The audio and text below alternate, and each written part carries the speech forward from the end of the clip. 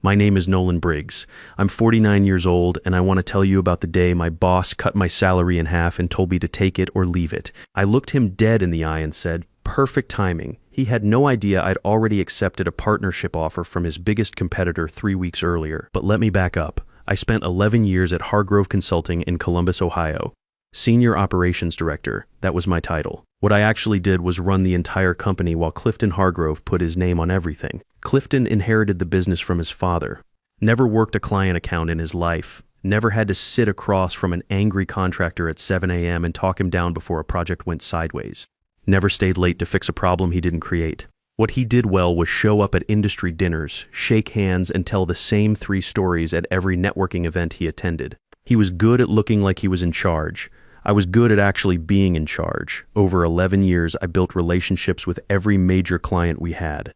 14 accounts, all of them running through me, not through Clifton, through me. Lorraine Whitfield at Whitfield Industries had my cell number saved as Nolan Call First. When her company had a logistics problem that was about to blow up a $1.4 million project, she didn't call the main office. She called my cell at 6:45 in the morning. We spent 90 minutes working through it together before most of the office had even made coffee. By the time Clifton showed up at 9 a.m., the problem was solved. He heard about it in the Monday recap and nodded like he'd expected nothing less. Wendell Forsyth at Forsyth Tech was the same way. Wendell had been with us for 4 years when I took over his account. The previous account manager had burned the relationship down through poor communication and missed deadlines. I spent the first 6 months just rebuilding basic trust. I remembered things, that his son had started college in 2019, that he preferred email over phone calls before noon, that he didn't want to hear about problems without a proposed solution attached. By year 3, Wendell called me before he made major vendor decisions. Not because I'd positioned myself that way, but because I'd earned it. He knew that when I told him something, it was accurate, and when I said I'd handle it, it got handled. That pattern repeated across every account we had. Our vendors were no different. Perry Gould ran the print shop we use for client deliverables. Perry was old school, ran a tight operation, and had zero patience for being jerked around. I'd worked with him for 6 years. He knew my voice on the phone. When we had a rush job, I called Perry directly, explained exactly what we needed, and treated his team with basic respect. Things got done. Nadine Beaumont handled catering for our client events. Reed Calloway ran IT support. Both of them knew me by name, knew how I operated, and knew that if I said something was urgent, I meant it. Clifton got copied on emails. There's a big difference between being copied on emails and actually running a company. Clifton never figured that out. Here's what he also never figured out. For the last 3 years of those 11, I was essentially the entire operational engine of that business. Every major decision flowed through me first. Every crisis got resolved before it reached Clifton's radar. Every client relationship existed because I had built it, maintained it, and kept it alive through years of consistent follow-through. I wasn't doing it for credit. I'm not wired that way. I did it because that's the job, and when you're the person who can actually do the job, you do it. But at some point, 11 years of that starts to weigh on you. I'd had conversations with Clifton about compensation 3 times in 4 years. Each one went the same direction. Vague acknowledgement that I was critical to the team, a small adjustment that didn't reflect the scope of what I was carrying, and a handshake that was supposed to mean something. It stopped meaning something around year 8. By year 10, I knew what I was worth. I just hadn't decided what to do about it yet. That decision got made for me 3 weeks before my annual review, when Spencer Holloway called. Spencer runs Holloway Group. He's 55 years old, built his firm from the ground up, and has a reputation in this industry for being straight with people. We'd worked together on a cross-industry project about 2 years earlier. He'd watched how I operated. I didn't know it at the time, but he'd been watching since. "Nolan," he said, "I've been thinking about this for a while. I'm expanding, and I need someone who actually knows how to run an operation. Not someone who manages the optics of running an operation, someone who actually does it. I want to offer you a partnership, equity, decision-making authority from day one." I told him I needed time to think it over. He said that was fair. I spent 3 weeks thinking about it, turning it over, running the numbers, running the scenarios. Then Clifton called me into his office for my annual review. Clifton's office had a particular smell. Leather and whatever cologne he'd been wearing since 2009. I'd sat across from that desk more times than I could count. Budget reviews, project updates, the occasional "we need to talk" that never actually went anywhere useful. This time felt different before he even opened his mouth. He slid a piece of paper across the desk. Didn't say anything at first, just slid it over and leaned back in his chair with that chin-up look he got when he thought he had the upper hand. I looked at the number. It was half my current salary. Not a rounding error, not a misprint. Half. We're restructuring compensation across the senior team, he said. This is where we landed on your number. Take it or leave it.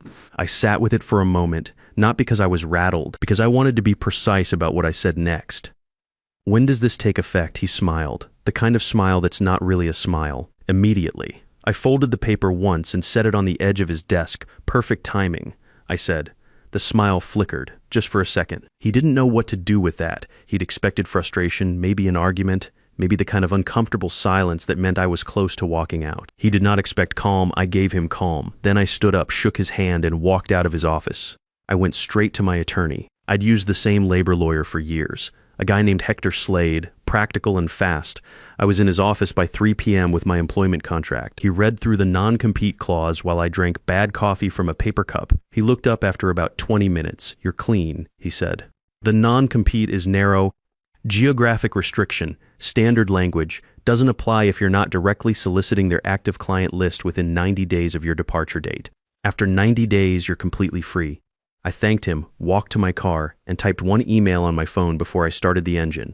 Spencer, I'm in. When do we start? His reply came back in 18 minutes. Monday work. It was Thursday afternoon. The next morning, I submitted my formal 2-week notice to HR professional. Clean, no drama. My contract required 2 weeks, and I gave them exactly that. What I did during those 2 weeks is important, because I've had people ask me about it since. I worked like nothing had changed. I documented every active project with enough detail that anyone with basic competence could pick it up.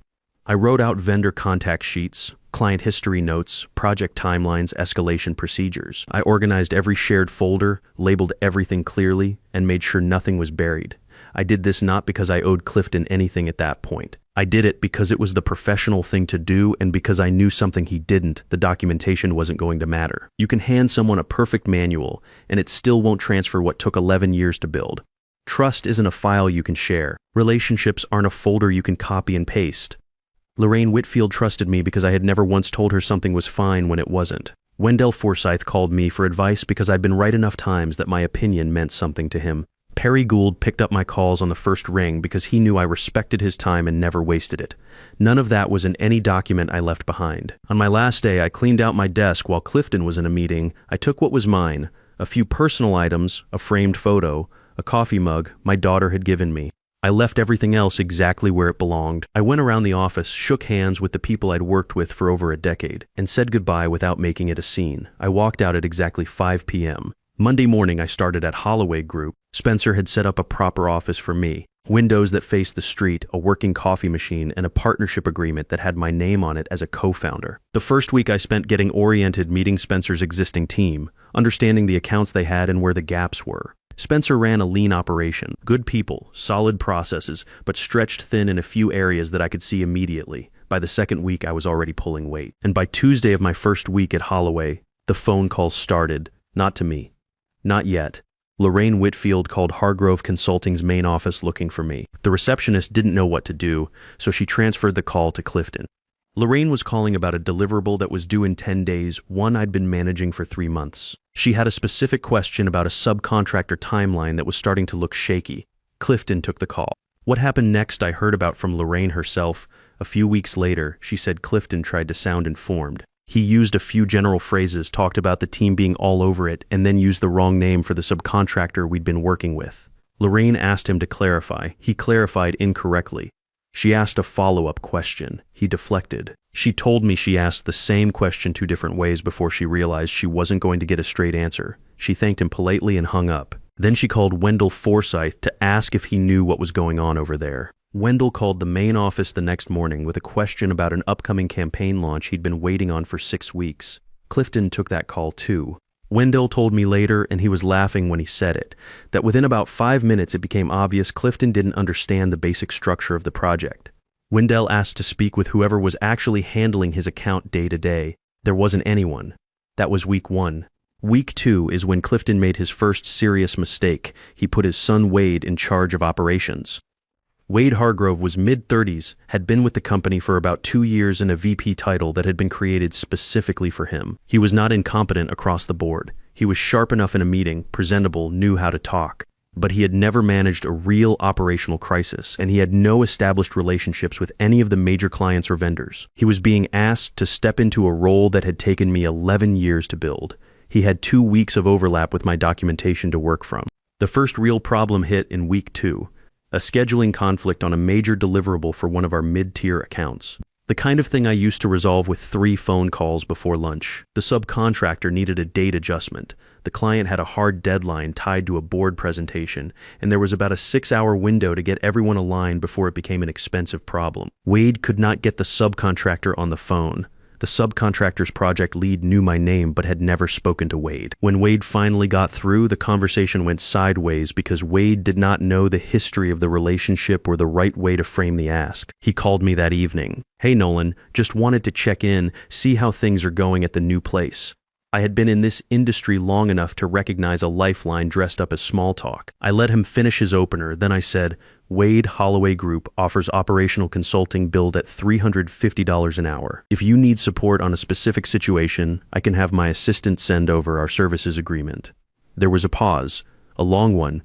"Yeah," he said. "Okay, send it over." He signed it 2 days later. Paid for 6 hours of support from one of my junior staff members, a guy named Broderick Ames, who had been with me at Holloway for about 3 weeks at that point. Broderick handled the subcontractor issue in about 90 minutes. Wade paid us $200 to fix a problem that his father had created by pushing out the person who used to handle it for free. I want to be straightforward about something here. I did not enjoy that in a petty way. What I felt was something closer to clarity. The price of what had been lost was now visible in actual dollars, and everyone involved could see it. Around the same time, Clifton decided to go after a new contract himself. There was a company we had been courting for nearly 2 years. A $2.8 million operations contract, the kind of account that would have been a significant win. I had done most of the groundwork. Built the initial relationship, understood their organizational structure, gotten them to a point where they were seriously considering us. Clifton walked into that pitch meeting to close it himself. Wade had told him the relationship was solid enough to close without me involved. That the client was essentially already there. Wade was wrong, and I think part of Clifton believed that his presence as the company owner would be enough to push it over the line. The client's operations lead looked around the conference room about 10 minutes into the meeting and asked one question. "Is Nolan Briggs part of your team on this engagement?" Clifton said no. The client said they would need some additional time to consider their options. They signed with Briggs and Holloway Partners the following week. Wendell Forsyth called me that afternoon. I could hear him trying not to laugh too hard. "Clifton actually called me after," Wendell said, "to complain that the client had been influenced by a former employee acting unethically." He paused.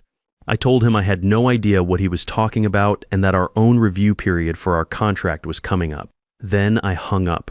Our contract with Forsyth Tech was up for renewal 6 weeks later. Wendell signed with Briggs and Holloway. The vendor situation developed more slowly, which is how those things actually work in real life. Perry Gould at the print shop had been patient through the first month of chaos. Late payment on one invoice, a miscommunication on a rush job, a couple of calls that did not get returned quickly enough. Perry ran a professional operation and extended reasonable good faith. Then someone at Hargrove Consulting, I never found out exactly who, got rude with Perry over a billing dispute. Perry told me later it was not even about the amount, it was the tone. Being talked down to by someone who didn't know the difference between a bleed line and a crop mark. Perry called me about 8 weeks after I had left. "Nolan, I don't know what's going on over there, and I don't need to, but I'm not interested in being treated that way." I kept it professional. "That sounds like a conversation you need to have directly with them, Perry. I'm not part of their operation anymore." I let a moment pass, but if you're ever looking to add a new client relationship, we're building something at Holloway that could use a reliable print partner. Perry became our exclusive vendor 2 weeks after that call. Over the following 3 months, 3 of the strongest people from my old team gave their notices at Hargrove Consulting. Each one did it properly with the right paperwork, waiting out whatever contractual obligations they had. Each one called me before they left. Each one was hired at Briggs and Holloway before their non-competes expired. I want to be clear about what that meant. I did not recruit them. I did not reach out, did not suggest they leave, did not make promises while they were still employed there. They called me because they were watching a company come apart and they wanted to work somewhere that was being built instead of dismantled. With each hire, we gained institutional knowledge that no document could have transferred. Not proprietary information, not trade secrets, just the kind of operational expertise that only comes from years of working inside a specific industry with specific clients. Combined with the relationships I had already brought over, Briggs and Holloway was becoming something that Hargrove Consulting used to be, except this time the people doing the work had their names on the door. About 8 months after I left, I started getting calls from executive recruiters asking about Clifton Hargrove's background. Apparently, he was circulating a resume that described him as a visionary leader who had built and scaled a successful consulting firm before deciding to pursue new challenges. I was honest. Every time a recruiter called, I explained that while Clifton had owned the company, the day-to-day operations and client relationships had been managed by other people. I never said anything personal about him. I just did not help him build a story that did not reflect what had actually happened.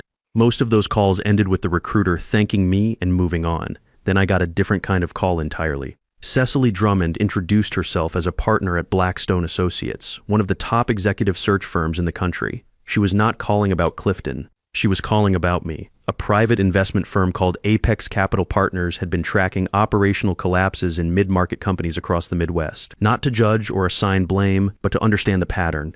They had acquired 6 struggling firms over the past 18 months. Every single one had the same structure underneath the surface. Ego-driven ownership at the top, real operational talent being undervalued and underpaid in the middle. And client relationships that collapsed the moment that talent walked out the door. When Apex looked at what had happened at Hargrove Consulting, they saw the same fingerprints. Revenue consistent for years, then a sharp decline within 2 quarters of a single personnel change. Clients filing contract terminations within the same 90-day window. 3 key vendor relationships dissolving in under 6 months. Their regional director, a man named Dorian Hale, wanted to sit down. I agreed to the meeting out of genuine curiosity. Dorian was mid-40s, soft-spoken, and had clearly done his homework. He did not waste time. "We want to give you the resources and authority to do for our acquired companies what you did for your own," he said. He slid a folder across the table with financial profiles of all 6 acquisitions. Identify the real operational talent. Rebuild the client relationships. Fix what poor leadership broke. You would report directly to me with full authority over hiring, staffing structure, and strategic direction for the marketing and operations divisions across all properties. The compensation, $75,000 base performance bonuses that could add another 40% in equity stakes in each company I successfully turned around. Then he told me one more thing. There is a particular situation in this portfolio we thought you should know about. 3 weeks ago, we acquired another struggling consulting firm. The general manager had been brought in by a group of investors who believed his experience running a previous agency would translate. When the arrangement failed, the investors approached us about acquiring the assets. He opened a second folder and set it in front of me. The general manager's name was Clifton Hargrove. I sat with that for a moment. Dorian continued. Wade Hargrove is still on staff there. You would have complete authority over all personnel decisions. What happens to either of them would be entirely up to you. I took 48 hours before I gave him my answer. I will be honest about what went through my head during those 48 hours. Part of me understood the appeal, full authority. Clifton in an org chart that reported up to me. A clean, complete reversal that would have been satisfying in a very specific and human way. But I kept coming back to the same question. What does that actually cost me? I had spent 11 years running someone else's operation while they took the credit. Cleaning up messes I did not create, fixing problems that existed because of decisions made above me. I had left all of that behind. Spencer and I were building something that belonged to us, with clients who had chosen us and employees who had sought us out. Why would I go back to being the person who fixes what bad leadership broke, even with better pay, even with Clifton on the receiving end of it this time? The answer was that I would not. I called Dorian on a Thursday morning. "I'm not the right fit for this role," I said, "but I know someone who is." I recommended Broderick Ames, the same junior staff member who had resolved Wade's subcontractor crisis in 90 minutes back in month 1. Broderick had come up inside that exact kind of operational dysfunction at his previous firm and had the instincts to navigate it without flinching. I had spent 14 months at that point watching him work. He was ready. Dorian hired him on my word alone. Broderick called me after his first week in the role. Wade Hargrove had been let go on day 3. Clifton was no longer connected to the operation in any capacity. I told Broderick he could call me if he ever needed to think through a problem. He has taken me up on that twice. 14 months after I walked out of Clifton's office, I was invited to speak at the Midwest Operations Leadership Summit in Cincinnati. About 600 people in the room, most of them senior operations and consulting professionals who had been in the industry for a long time. Briggs and Holloway was featured as a case study in sustainable growth.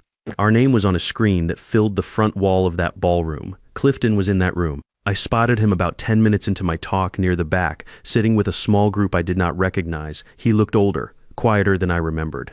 Our eyes met for maybe 3 seconds. I turned back to the room and kept talking. There was nothing left to say to him. There had not been for a long time. 18 months after that salary cut, Briggs & Holloway has 28 employees across 2 offices. We were named to the Columbus Business First Fast 50 list of fastest growing companies in the region. 9 of our 14 current major accounts came from relationships I had built during my 11 years at Hargrove Consulting. None of them were recruited. All of them reached out to us after growing tired of what they were receiving elsewhere. Spencer and I have a standing Monday morning call where we talk through the week ahead. It takes about 20 minutes. Nobody is taking credit for anyone else's work. Clifton Hargrove's name has mostly disappeared from the industry conversations I'm part of. His father built something real over several decades. What happened to it did not have to happen. That part is not satisfying. It is just true. Here's what I want to say to anyone who has been in a version of this situation. And I know there are a lot of you, if you have spent years being the person who actually keeps things running and you're being treated like you're replaceable, pay attention to that gap between what you do and what you're being paid and respected for. That gap is information. It is telling you something about how the person above you sees the world, and it is probably not going to change. You do not have to blow anything up. You do not have to make it dramatic. You just have to be honest with yourself about what your work is actually worth, and then make decisions accordingly. Clifton thought he was cutting a cost. He was cutting the one thing holding his operation together. He did not find that out on the day he handed me that paper. He found out about 6 weeks later when nobody in his building could answer a client's phone call. If this story hit close to home, leave a comment and tell me where you're listening from. And if you're currently in a situation where your work is carrying more weight than your title or your paycheck reflects, I would like to hear about it. You already know what you're worth. Sometimes it just takes someone else making a bad decision to make that completely clear.